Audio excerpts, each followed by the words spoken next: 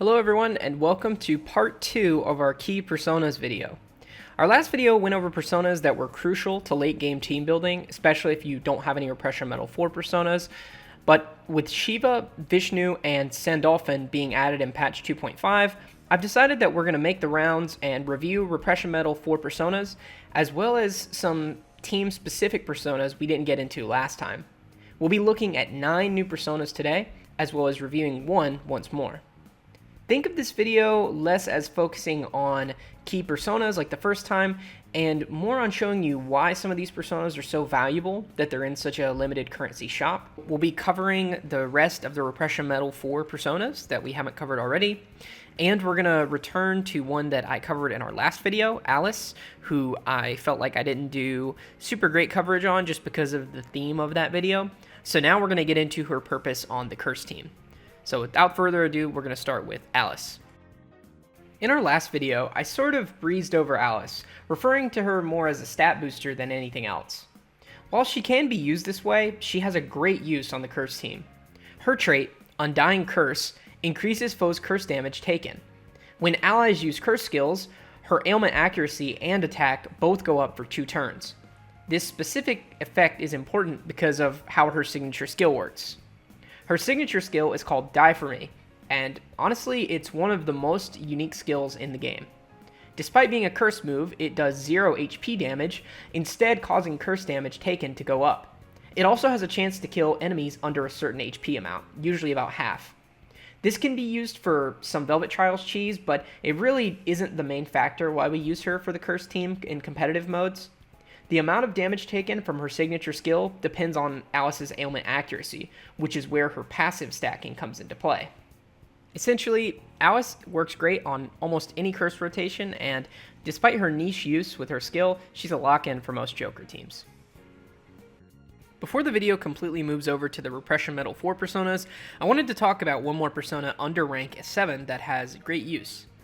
Baphomet is a very one-trick persona, but he has a great trick.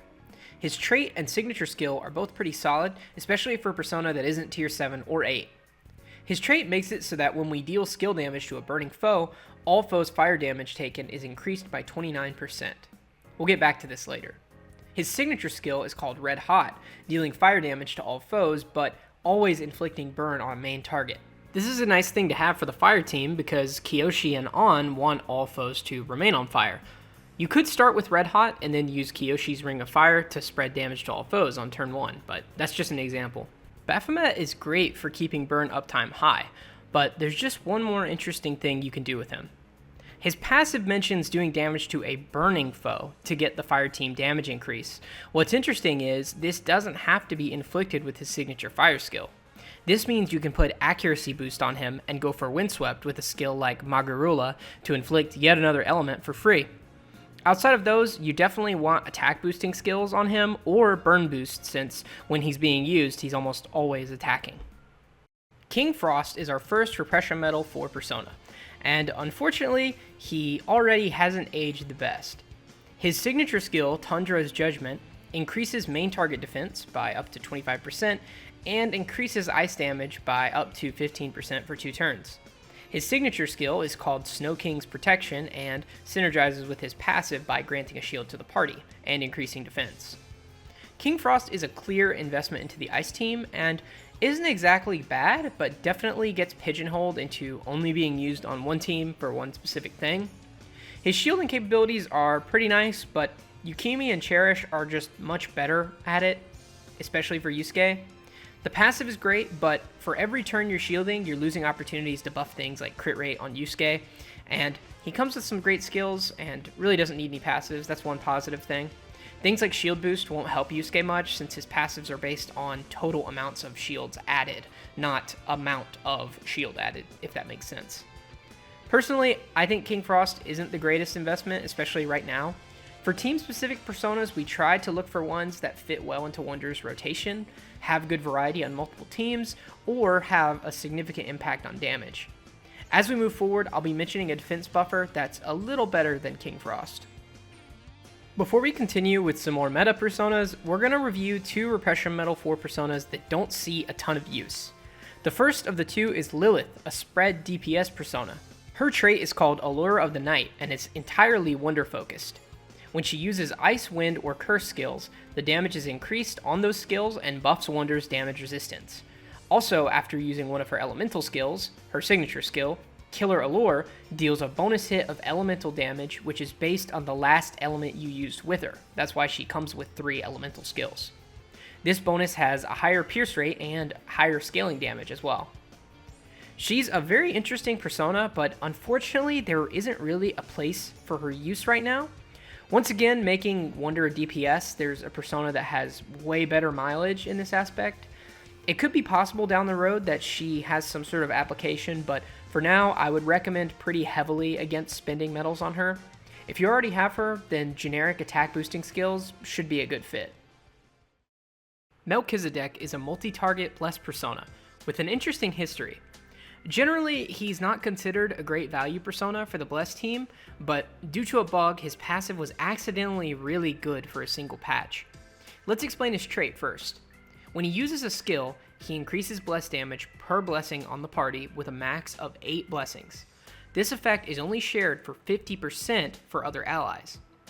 So here's the issue, and don't ask me how they programmed this, but when people actually started using him for the summer closer boss, Nidhogg, they realized he was doing significant damage compared to Dominion, another blessed persona.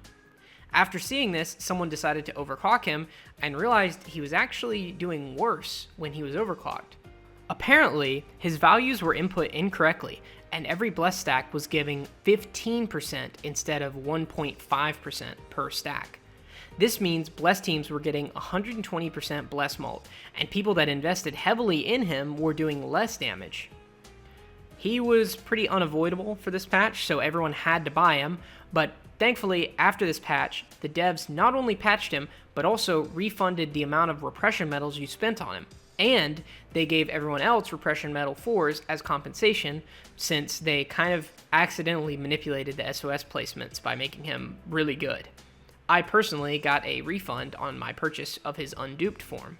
I know that was a lot of yapping, but I say all that to say, if you're in this boat, you're in a great spot since he was free, but if you don't have him, I personally wouldn't pick him up.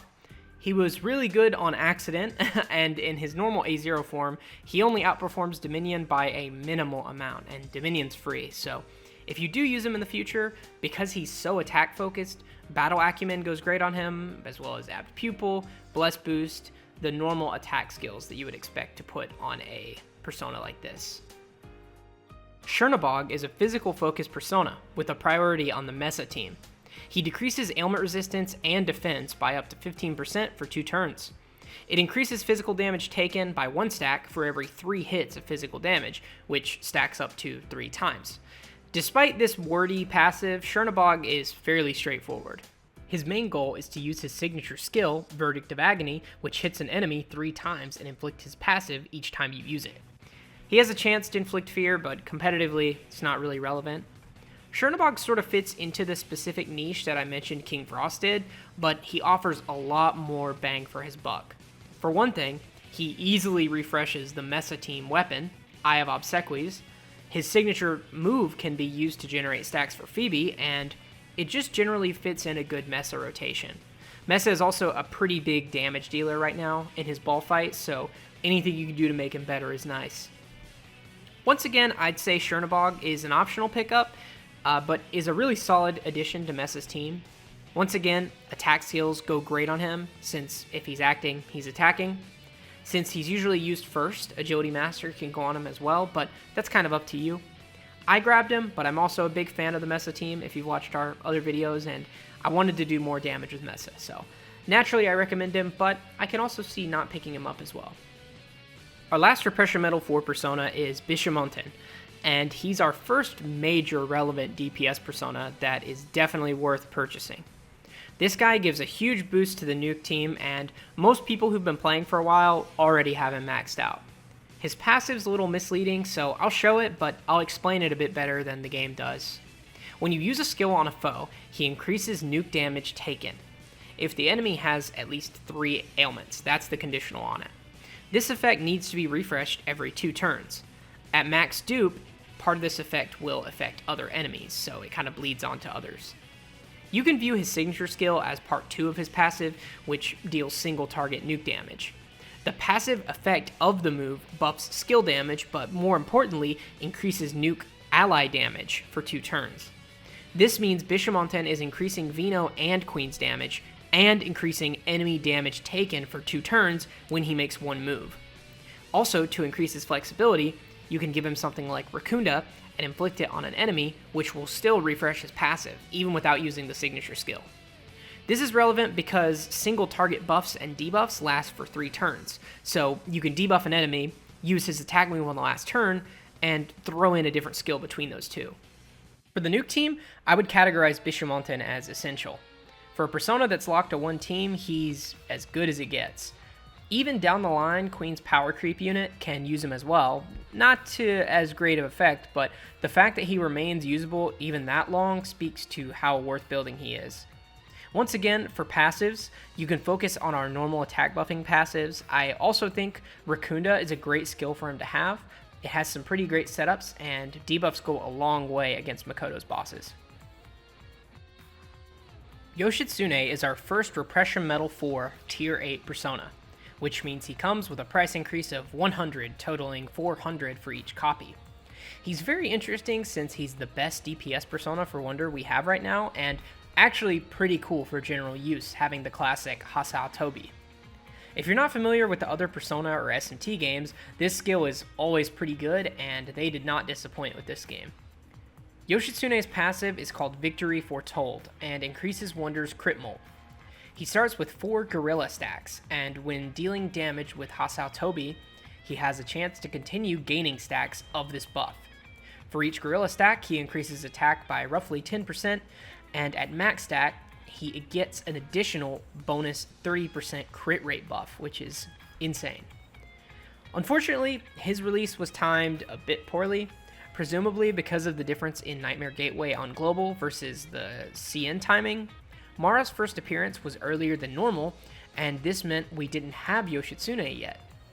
So, Yoshitsune's use on the competitive side pales in comparison to someone like Vishnu, who we talked about in part 1, but Yoshitsune is an absolute beast, really fun to use in general content, and pairing him with Senite Inferno is a great time. For his passives, Yoshitsune is extremely demanding. Because Wonder is your DPS when you use him, he wants the highest levels of skills like Apt Pupil, Attack Boost, Pinpoint, Fizz Boost, and Battle Acumen. Normally these passives aren't as important to get them as max level, but this is because they only tangentially affect Wonder's ability to buff, or had a minimal impact on score. The cool thing about Yoshitsune, or the bad thing depending on how you look at it, is your investments in his passive will directly affect output in a big way. So, should you buy him? Personally, I think there's 2 paths here. If you already have him, you should definitely spend some time working on his passives occasionally. Just a try or 2 here or there to put a high level passive on him. If you don't, and you don't have a ton of medals, I would wait until Mara comes back around. There hasn't been a Nightmare Gateway where we have been able to use him effectively, unfortunately. Still, I think he's a very cool persona, even if I'm a bit biased, and I think he'll have his time in the sun eventually. Sandalphon is the persona I was referring to earlier, being the one you can use over King Frost. His passive is called Titan's Protection, and with no upgrades to it, it increases shielded allies' defense by 28% when he's currently equipped by Wonder. However, when he's in reserves, he increases shielded ally defense by 15%. This means you can just bring him into a fight for a raw up to 15% defense increase with no strings attached. His signature skill also grants shield to the party. Personally, I think the best bang for your buck is just bringing him into combat in a Yusuke fight. The free defense buff is great for Yusuke's damage, and if you have pretty heavy investment in the ice team, it might even be worth it to buy his dupes as well. Overall, you get less defense than with King Frost, that's granted, but with him you're sacrificing valuable Wonder turns that you could be using to give higher defense buffs, to give crit rate, or to try to inflict Windswept instead. If you really want to, you could give Sandalphon shield boost and attack boost since his passive scales off attack, but one really cool thing about him is that he almost needs nothing other than his base skills, and I personally, like I said, would just use him as a reserve defense buffer. The last persona we're going to talk about today is Shiva. Honestly, when I saw this demon on TW, I really didn't think much of him, but knowing more about Haru, I think he's actually going to be a really great unit for her. If you've checked out our Wonder Weapon video, Shiva's trait is very similar mechanically to the Starry Compass, Wonder's weapon for the Haru team. Shiva's passive is called Karmic Alteration, and revolves around a buff called Wisdom. Even when Shiva isn't Wonder's equipped persona, these buffs will stack Wisdom each turn. To spend these stacks, you use Shiva's signature skill, Dance of Destruction. With 1 stack of Wisdom, the skill's damage is increased. With 2 stacks, the foe's defense is lowered by 45% for 1 turn. And finally, with 3, the target's Psychokinesis crit damage taken goes up by 18%. These values are at max dupes for Shiva. Because of how his passive works, this means you can just hold him in reserves for however long you want, buff up Haru, and just let her go on a tear. The only drawback is these effects last for the rest of your turn, so for the most mileage, you'll want to have Wonder going first when he uses this persona. Other than that, I think this is going to be a great persona and one absolutely worth investing in. Usually these stack type traits don't work well, but I think this will synergize very well with the competitive content in this game. For skills, he really doesn't need much. The trait is doing some major heavy lifting. Because he's attacking, you could toss some attack skills on since we get a buff from that first Wisdom buff, but I would consider them pretty optional. I would absolutely consider Agility Master because if you're bringing him, you really want Wonder to be first. If you're going to have any investment in the upcoming Haru team, I would consider Shiva a must-pull persona. And that's all for now. Honestly, I'm not sure how we'll cover future additions to personas. I may just include them in character build guides if their usage is directly related to a character, or I might just skip them. Cuchulainn, for example, was an event persona we just got, and he was clearly meant to be used with Mesa, but he's really not that great, and I just personally didn't want to include him. Sorry to Cuchulainn fans. I just feel like he's kind of a redo of Chernobog, but not quite as good. He'll probably enter the Repression store soon if you haven't got him, so be sure to get him from the Chapter 3 promo event since he'll be free. Personally, I would not recommend paying Repression Medal 4s for him. Other than that, I've had a lot of fun making these Persona videos. I definitely want to make more like this in the future, but it'll be a while before there's really enough to make more Persona-focused content, so be sure to tune in for our upcoming Haru build video, and as always, thank you for watching, and be sure to subscribe for more.